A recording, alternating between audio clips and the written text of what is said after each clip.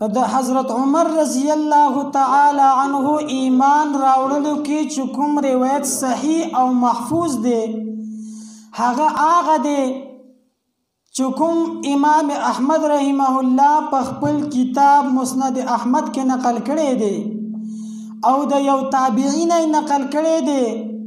او هغه د حضرت عمر نه نقل کړي چې حضرت عمر رضی الله تعالی عنہ په خپل وی چې زه یو ورځ د کور نه ووتلم او په دې اراده باندې وته ما چې زه د الله نبی نن لږ اوچېړم په ګډه باندې وولم تنګ کما هغه سره لږ تعرض وکم چې د کور نه ووتلم نو مخکې زمانه مخکې امام الانبیاء روان دی زه ورپسې روان شوم نو امام الانبیاء لاړ او مسجد حرام ته دنده شو زه ورپسې لاړم د الله نبی قرآن کریم شروع او دومره بهترین انداز باندې شروع چې ما د هغې فصاحت او بلاغت ته وکتل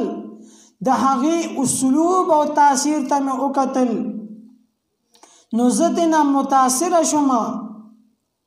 نو ما وی عمره چې قریش بالکل رښتیا وایي چې دا شاعر دی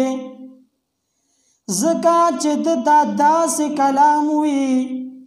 چې دا خو ماته د شاعرانو معلومیږي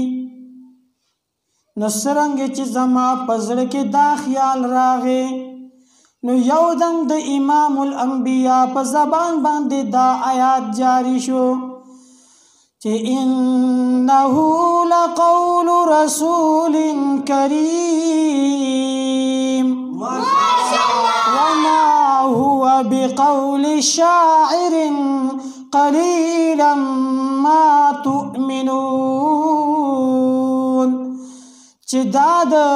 شاعرانو کلام نه دی بلکې دا خود یو معزز فرشتي راوړی کلام دی وما هو بقول شاعر قلیلا ما تؤمنون چې دا د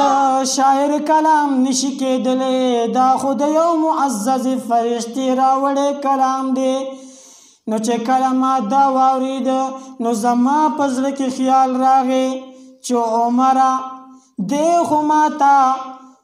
کاهن او نجومي جادوګر ښکارېږي ځکه چې دی زما د زړه په خبره باندې څنګه پوه شو نو چې کله مې په زړه کې دا خیال راغی